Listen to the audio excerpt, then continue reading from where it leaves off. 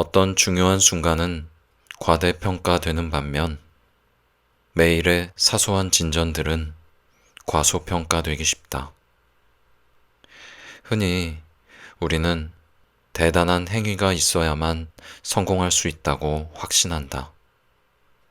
살을 빼고, 회사를 설립하고, 책을 쓰고, 챔피언십을 따내는 등 어떤 목표들을 이루려면 어마어마한 개선이 있어야 한다고 생각하며 자신을 압박한다. 1%의 성장은 눈에 띄지 않는다. 가끔은 전혀 알아차리지 못할 때도 있다. 하지만 이는 무척이나 의미 있는 일이다. 특히 장기적인 관점에서는 더욱 그렇다.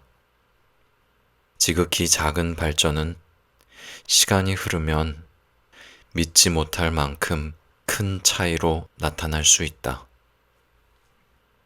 습관은 복리로 작용한다.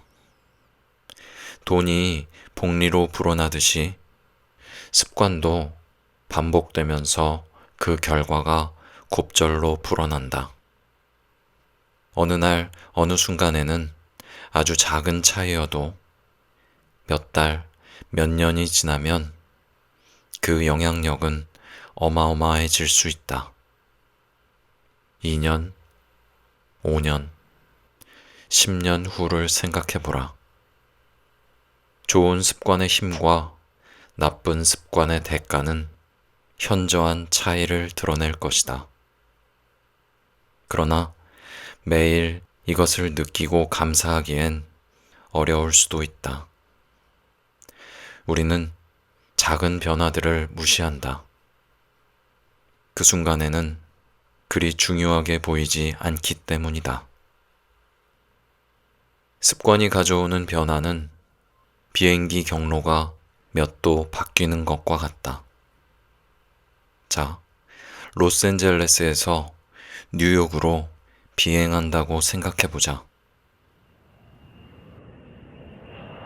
로스앤젤레스 공항을 출발한 조종사가 남쪽으로 단 3.5도만 경로를 조정해도 우리는 뉴욕이 아니라 워싱턴 DC에 착륙하게 된다. 비행기 앞머리가 단 몇 미터 움직이는 것처럼 작은 변화라 해도 미국 전체를 가로질러 간다고 하면 결국 수백 킬로미터 떨어진 곳에 도달하는 것이다. 일상의 습관들이 아주 조금만 바뀌어도 우리의 인생은 전혀 다른 곳으로 나아갈 수 있다. 1% 나아지거나 나빠지는 건 그 순간에는 큰 의미가 없어 보이지만 그런 순간들이 평생 쌓여 모인다면 이는 내가 어떤 사람이 되어 있을지, 어떤 사람이 될 수 있을지의 차이를 결정하게 된다. 우리의 삶은 한순간의 변화로 만들어지는 것이 아니다.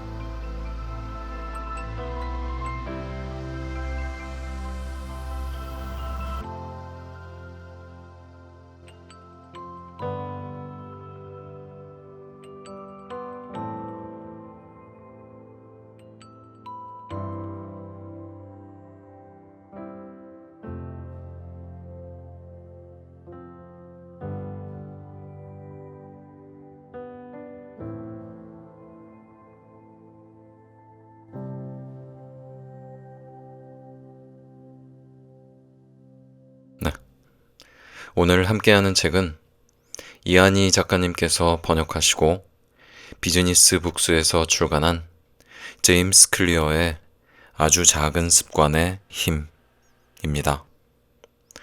낭독을 허락해주신 작가님과 출판사 관계자분들께 감사의 말씀 드립니다. 이 책의 저자인 제임스 클리어는 지금 현재는 미국 최고의 자기계발 전문가로 활동을 하고 있지만 원래는 야구 선수였습니다. 이 책에 나와 있는 저자에 관한 설명을 간단하게 읽어드리면 어렸을 때부터 타고난 재능으로 촉망받는 야구 선수였던 그는 훈련 중 얼굴뼈가 30조각이 나는 사고를 당했다. 이 사건에 관한 이야기가 이 책의 프롤로그에 나오는데 자세하게 말씀드리면 두개골이 쪼개지고 그리고 3번의 심정지를 겪어서 호흡이 없었을 정도로 좀 심각한 부상을 당했습니다. 한마디로 죽을 고비를 넘긴 거죠. 이렇게 야구에 인생을 걸었던 그에게 이 사건은 사망 선고와도 같았다.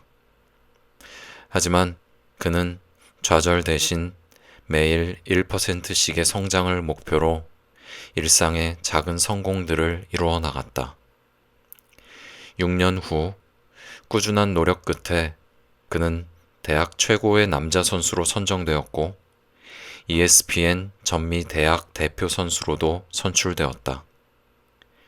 이 경험을 바탕으로 그는 자신을 인생의 나락에서 구해준 아주 작은 습관의 힘을 전 세계에 알리는 자기 개발 전문가가 되었다. 제가 이 책을 읽으면서 되게 인상적이었던 부분이 있는데 이렇게 한번 말씀을 드려보면 어떨까 싶습니다. 여러분, 봉준호 감독님 아시죠? 기생충이라는 영화로 칸느 영화제 그랑프리를 수상하고 아카데미 영화상에서도 좋은 성과를 거둔 봉준호 감독님의 별명이 혹시 뭔지 아시나요? 봉테일이죠. 영화를 연출하실 때 디테일한 부분까지 되게 세심하게 꼼꼼하게 이렇게 신경을 쓰신다고 해서 생긴 별명인데요. 제가 예전에 인터뷰 기사를 읽어봤는데 이 감독님께서 모든 디테일을 하나하나 다 그렇게 신경 쓰는 건 아니라고 하시더라고요. 그러니까 본인이 힘을 주는 디테일들은 그 이야기 속에 등장하는 인물이나 아니면 그 이야기의 본질과 맞닿아 있는 그런 디테일들을 집중하고 그런 것들을 더 세심하게 연출한다고 하시더라고요. 예를 들면 라라랜드라는 영화에서 그 라이언 고슬링과 엠마 스톤이 극장에서 서로 이렇게 처음으로 손을 잡는 장면이 있어요. 좀 관습적인 장면이긴 하지만 손 클로즈업이죠. 두 사람의 손이 이렇게 서로 잡고 싶은 욕망으로 꿈틀대면서 망설이다가 이렇게 접촉을 하게 되면서 손을 잡는 그런 장면인데 이때 그 엠마 스톤의 손톱을 보면 손톱의 때가 굉장히 어떻게 보면 여배우 입장에서는 좀 처참하게 느껴질 정도로 심하게 많이 끼어 있습니다.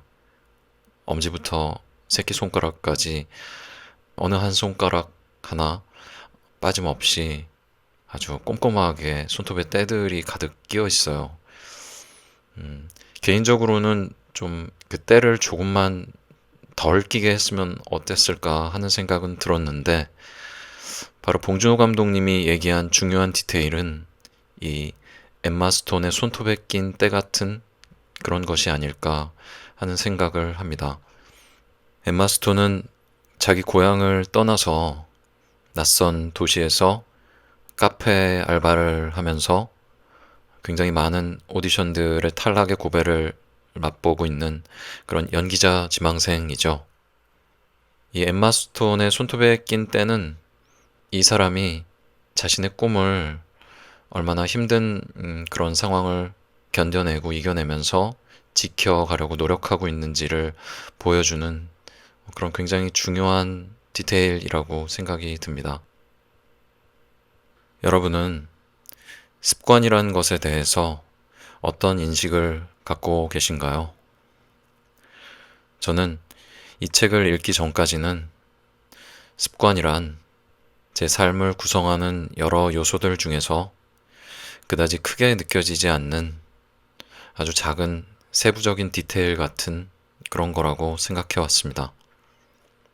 근데 이 책을 읽고 나서 그 디테일이, 습관이라는 디테일이 나라는 사람의 본질과 맞닿아 있구나 하는 그런 깨달음을 얻게 됐습니다. 이 책의 저자는 자신이 직접 겪은 삶의 체험과 경험을 바탕으로 습관은 엠마 스톤의 손톱에 낀 때와 같은 것이다 라는 이야기를 아주 인상 깊게 하고 있습니다.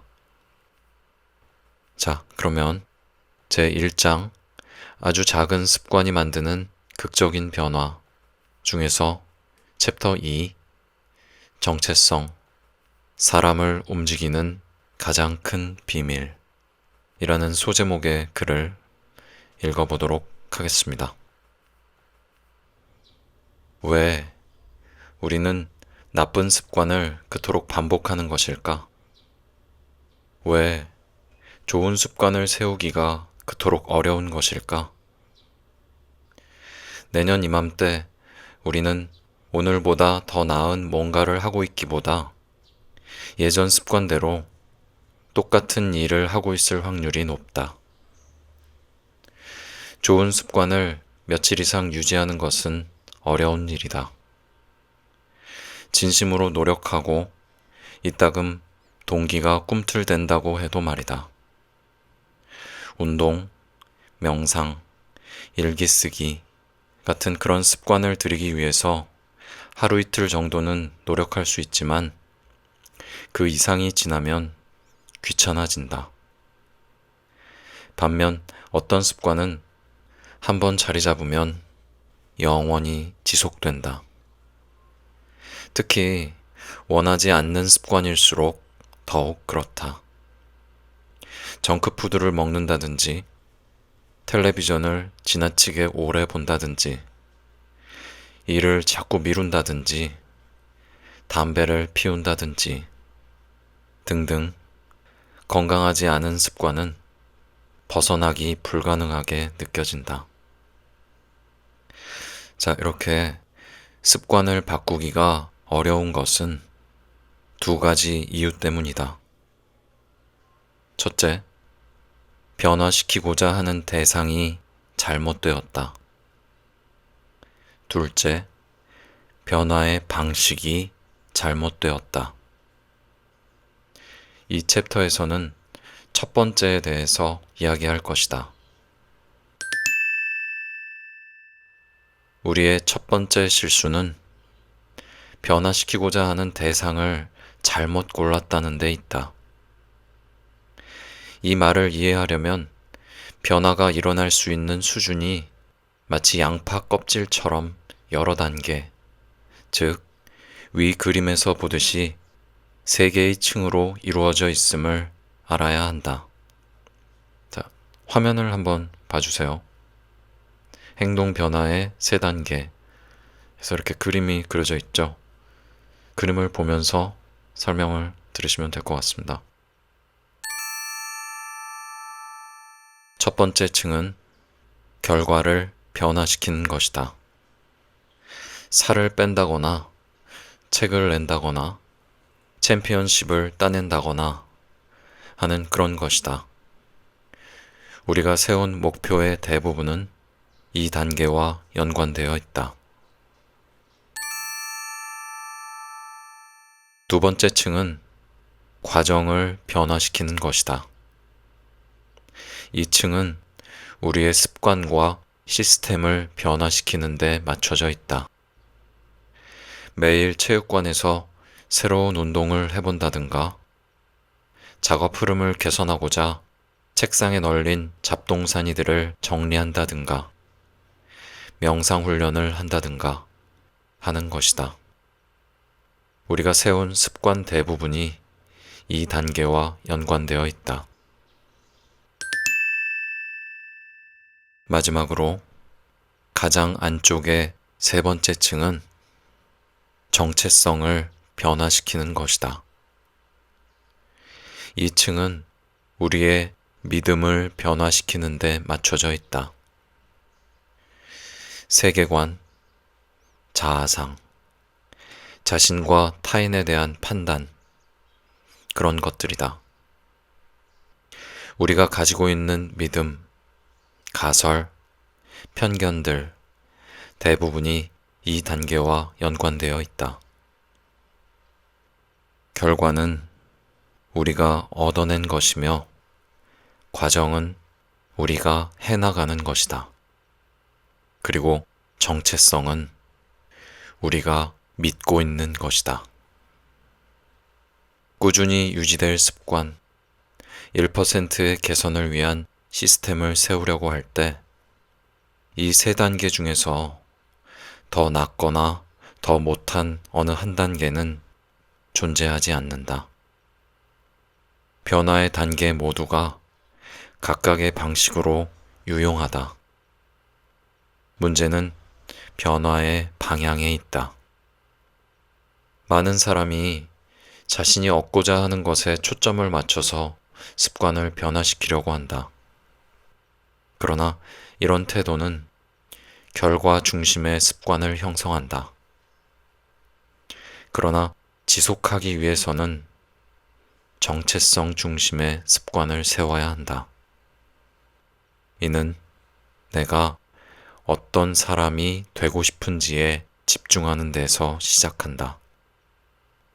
자, 두 사람이 금연을 한다고 해보자. 누군가가 담배를 권했을 때 첫 번째 사람은 이렇게 말한다. 아, 괜찮아요. 저 담배 끊었어요. 언뜻 합당한 대답처럼 들리지만 이 사람은 여전히 자신이 흡연자이며 뭔가를 하느라 애쓰고 있다고 여기고 있다. 이전의 믿음을 버리지 못한 채 행동이 변화하기를 바라고 있는 것이다. 두 번째 사람은 이렇게 말한다. 괜찮습니다. 저 담배 안 피거든요. 전 흡연자가 아니거든요. 작은 차이지만 이 대답은 정체성을 바꿨다는 신호다. 이전에는 흡연자였지만 지금은 아니라는 말이다. 이런 사람들은 더 이상 자신을 흡연자와 동일시하지 않는다. 우리는 뭔가를 개선하고자 할 때 정체성 변화를 생각하지 않는다. 그저 이렇게 생각할 뿐이다. 날씬해지고 싶어. 결과, 이번 다이어트를 계속하면 날씬해질 거야. 과정, 이렇게 목표를 정하고 그 목표를 이루기 위해 자신이 해야 할 행동만 생각한다. 자신을 움직이게 하는 믿음에 대해서는 생각하지 않는다. 스스로를 바라보는 방식을 바꾸지 않고는 아무것도 변하지 않음을 깨닫지 못한다. 어떤 습관의 기저에는 일련의 믿음과 가정들로 이루어진 정체성이 깔려 있다. 나에게 적합하지 않은 행동은 오래 유지되지 않는다. 돈을 많이 벌지만 내가 버는 것보다 쓰는 걸 더 잘하는 사람이라면 계속 돈을 쓰는 쪽으로 이끌릴 것이다. 더 건강해지고 싶은데 뭔가를 성취하는 것보다 편안함을 우선시하는 사람이라면 운동보다는 쉬는 쪽으로 이끌릴 것이다. 근본적인 믿음이 변화하지 않는다면 습관을 바꾸기란 무척이나 어렵다. 새로운 목표와 계획을 세웠지만 자신이 어떤 사람인지 변화하지 않았다면 말이다. 진정한 행동 변화는 정체성 변화에 있다. 우리는 무언가가 되고 싶어서 그와 관련된 습관을 시작한다. 하지만 그 습관을 꾸준히 해나가는 건 오직 그것이 자기 정체성의 일부가 될 때뿐이다. 누구든 한 번쯤 체육관에 가거나 건강한 음식을 먹을 수 있다. 하지만 그 행동 뒤에 자리한 믿음이 변화하지 않는다면 장기적으로 그 변화가 유지되기 힘들다. 변화는 나라는 사람을 구성하는 특성의 일부가 되기 전까지는 일시적일 뿐이다. 목표는 책을 읽는 것이 아니라 책을 읽는 사람, 독서가가 되는 것이다. 목표는 마라톤을 하는 것이 아니라 달리기를 하는 사람이 되는 것이다. 목표는 악기를 배우는 것이 아니라 음악을 하는 사람이 되는 것이다. 우리가 하는 행동들은 대개 각자의 정체성을 반영한다. 우리는 의식했든 의식하지 않았든 자신이 어떤 사람인지 스스로가 믿고 있는 대로 행동한다. 연구에 따르면 사람들은 자신이 어떤 유형의 사람이라고 믿을 경우 그 믿음과 일치하는 방향으로 행동하는 경향이 있다고 한다. 예를 들어, 스스로 투표하는 사람이라고 믿으면 단순히 투표라는 행위를 해야겠다고 생각하는 사람보다 더 많이 투표하는 경향이 있다. 마찬가지로 자신의 정체성에 운동하는 사람이라는 생각을 집어넣은 사람은 일부러 운동해야겠다고 결심하지 않는다. 자신의 정체성에 맞는 일을 실행하기는 쉽다. 그래서 행동과 정체성이 완전히 조화를 이루면 더 이상 행동 변화를 추구하지 않아도 된다. 이미 스스로 그렇다고 믿고 있는 유형의 사람처럼 그렇게 행동하기만 하면 된다.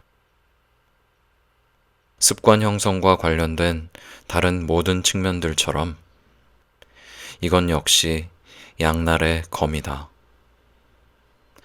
이것이 나를 위해 작용하면 그 변화는 자기 개발의 강력한 추동력이 된다. 반면 이것이 나와 반대로 작용하면 저주가 될 수도 있다. 일단 어떤 정체성을 수용하면 그에 따라 변화가 이루어지기 쉽다. 많은 사람이 스스로 인지하지 못한 상태에서 자신의 정체성이라고 생각하는 규범을 맹목적으로 따르며 살아간다. 나는 지시받는 게 끔찍하게 싫어. 나는 아침형 인간이 아니야. 나는 사람들 이름을 잘 기억 못해. 난 늘 지각해. 맨날 늦어. 나 진짜 기계랑 친하지 않은데. 수년 동안 스스로에게 한 가지 이야기를 반복해서 들려주면 어느새 익숙해져서 이를 사실로 받아들이기 쉽다. 그러면서 어떤 특정한 행동에 그 일은 나답지 않아 라면서 저항하기 시작한다. 자아상을 유지하기 위해 스스로를 압박하고 그 믿음에 부합하는 방식으로 행동하는 것이다. 자신이 아닌 것, 자신과 반대되는 것을 피하려고 한다. 자신의 성향과 관계된 어떤 생각이나 행동이 심화될수록 그것을 바꾸기는 더욱 어려워진다. 자신의 문화적 믿음 같은 집단적 성향이나 자아상을 지탱하는 일을 하는 것, 같은 개인 성향은 설령 잘못된 것일지라도 일단은 믿는 게 편안할 수 있다. 개인이든 집단 또는 사회든 긍정적인 변화를 가로막는 가장 큰 장벽은 정체성 갈등이다.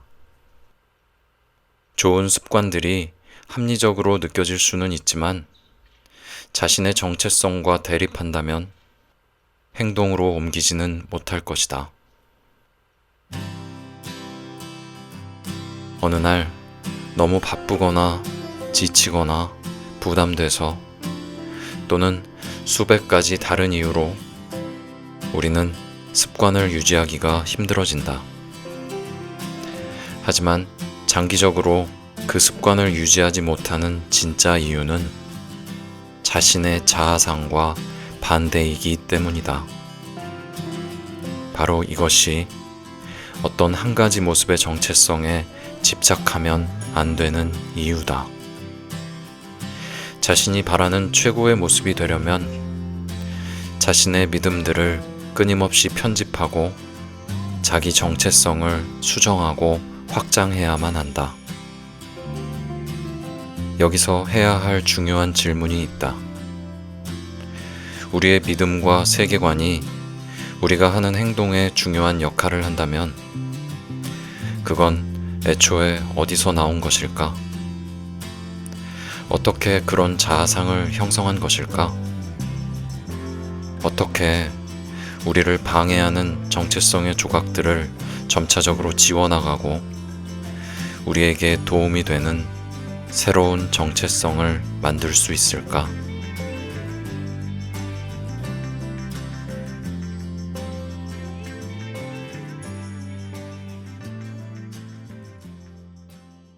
정체성은 습관에서 나온다. 우리는 어머니 뱃속에서부터 어떤 정체성을 가지고 태어나진 않는다. 정체성은 경험을 통해서 습득되고 익숙해진다. 엄밀히 말하면 습관은 정체성을 만들어 나간다. 매일 침구를 정돈한다면 나는 체계적 인간이라는 정체성을 만드는 것이다. 매일 글을 쓴다면 창조적인 사람이라는 정체성을 만드는 것이다. 매일 운동을 한다면 운동하는 사람이라는 정체성을 만드는 것이다. 이렇게 행위를 반복해 나갈수록 그 행위와 연관된 정체성은 강화된다. 정체성, 아이덴티티라는 말은 실제하다 라는 의미의 라틴어 이센티타스와 여러분 화면을 봐주세요. 제가 그 어학사전을 검색을 해봤는데 이게 이 단어가 라틴어라서 그런지 나오지가 않아요. 그래서 발음이 정확한지는 모르겠습니다. 근데 그냥 이센티타스라고 발음을 하겠습니다. 다시 한번 정체성, 아이덴티티라는 말은 실제하다 라는 의미의 라틴어 이센티타스와 반복적으로를 뜻하는 아이덴티뎀에서 파생되었다. 반복된 실제라는 말이다. 나 자신의 정체성이 지금 당장 무엇이든 간에 우리는 오로지 그것을 믿는다. 정체성에 대한 증거를 가지고 있기 때문이다. 20년간 매주 일요일 교회에 갔다면 이는 종교적인 인간이라는 증거다. 매일 밤 1시간씩 생물학 공부를 한다면 이는 학구적이라는 증거다. 눈이 오나 비가 오나 체육관에 간다면 이는 열심히 운동한다는 증거다. 어떤 정체성에 대한 증거가 쌓여갈수록 그 정체성은 더욱 강화된다. 나는 어린 시절에 나 자신이 글 쓰는 사람이라는 생각은 하지 않았다. 고등학교나 대학교 선생님들한테 물어본다고 해도 그분들 역시 내 글솜씨가 평균 수준이었다고 이야기할 것이다. 그러나 글 쓰는 일을 시작하고 처음 몇 년간 나는 매주 월요일과 목요일에 꼬박꼬박 새로운 글을 올렸다. 증거가 쌓여가자 나는 스스로를 글 쓰는 사람이라고 여기게 되었다. 처음부터 스스로 글 쓰는 사람이라는 생각으로 시작한 일이 아니었다. 습관을 통해서 그런 사람이 된 것이다. 물론 우리의 정체성에 영향을 미치는 행동만이 습관이 되는 것은 아니다. 자주 반복하는 행동도 습관이 되며 대개 그런 반복이 습관 형성에 매우 중요한 요소가 된다. 삶에서의 경험 하나하나는 자아상을 조정한다. 그렇지만 공을 한번 찼다고 해서 누구나 스스로를 축구하는 사람으로 여기진 않는다. 그림 한 장 그렸다고 그림 그리는 사람으로 여기지도 않는다. 하지만 이런 행위를 반복해 나가면 증거가 서서히 쌓이고 자아상이 변화하기 시작한다. 한 번의 특별한 경험은 그 영향력이 서서히 사라지지만 습관은 시간과 함께 그 영향력이 더욱 강화된다. 즉, 습관은 정체성을 형성하는 가장 큰 증거가 되는 것이다. 이런 관점에서 습관을 세운다는 것은 자기 자신을 만들어 나가는 과정이기도 하다. 이는 점진적인 진화다. 아주 작은 노력 하나, 완전히 변화하겠다고 결심하는 것만으로 우리는 변화하지 않는다. 우리는 조금씩 매일매일 하나하나씩 변화한다. 자아는 아주 미세하게 지속적으로 진화해 나간다. 습관 하나하나는 이렇게 말한다. 이것 봐, 이게 나다운 것 같아. 책 한 권을 다 읽었다면 책을 읽는 걸 좋아하는 사람일 것이다. 체육관에 간다면 운동을 좋아하는 사람일 것이다. 기타 연주 연습을 했다면 음악을 좋아하는 사람일 것이다. 모든 행동이 내가 되고자 하는 어떤 유형을 제시한다. 어느 한순간의 사건이 자신의 믿음을 바꾸지는 못하겠지만 이런 투표지들이 차곡차곡 쌓이면 이는 새로운 정체성의 증거가 된다. 이처럼 작은 습관들은 새로운 정체성에 대한 증거를 제공함으로써 의미 있는 차이를 만들어낸다. 변화가 의미 있다면 실제로 그건 큰 변화다. 이 작은 변화들을 한데 모으면 습관이 정체성을 변화시키는 경로임을 알게 될 것이다.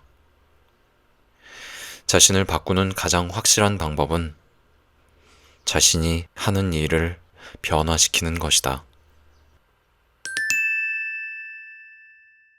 글을 한 페이지 쓰는 매 순간 나는 글 쓰는 사람이다. 바이올린을 연습하는 매 순간 나는 음악하는 사람이다. 운동을 시작한 매 순간 나는 운동하는 사람이다. 직원들의 힘을 북돋는 매 순간 나는 리더다. 작은 습관 하나하나는 각각의 결과를 얻게 해줄 뿐 아니라 더 중요한 것을 가르쳐 준다. 바로 스스로를 신뢰하게 만들어준다. 우리는 이제 이런 일들을 실제로 해낼 수 있다는 걸 믿게 된다. 투표지가 점점 쌓이고 증거가 모이기 시작하면 스스로에게 하는 이야기 역시 변화하기 시작한다. 물론 반대의 경우가 생길 수도 있다.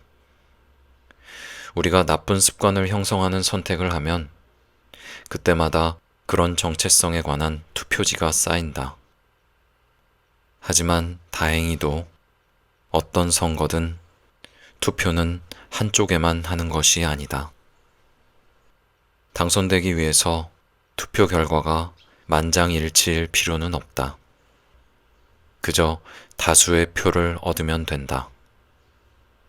나쁜 행위, 비생산적인 습관에 관한 표가 적다면 문제없다. 목표는 다수의 표를 얻는 것이다. 새로운 정체성이 형성되려면 새로운 증거가 필요하다. 늘 주던 곳에 표를 주고 있다면 늘 어떤 결과를 얻을 뿐이다. 바뀐 게 아무것도 없다면 아무것도 변화하지 않는다.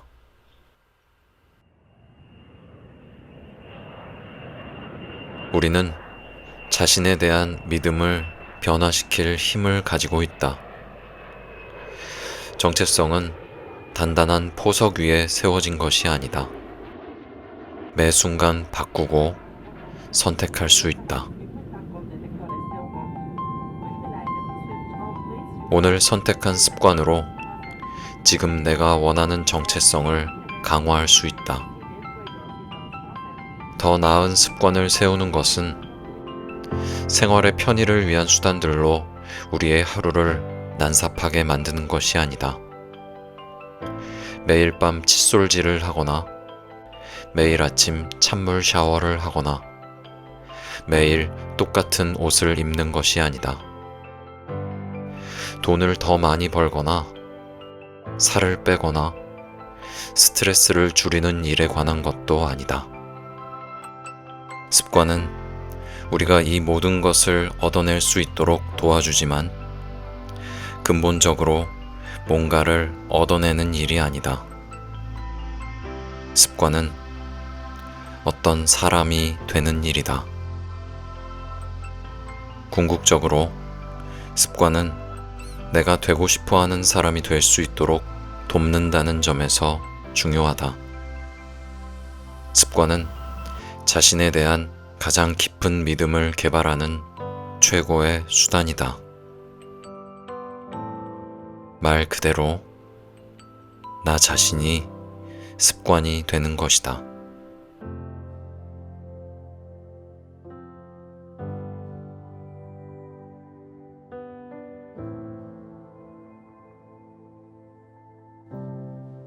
진짜 질문은 이것이다. 당신은 자신이 되고 싶은 사람이 되어가고 있는가?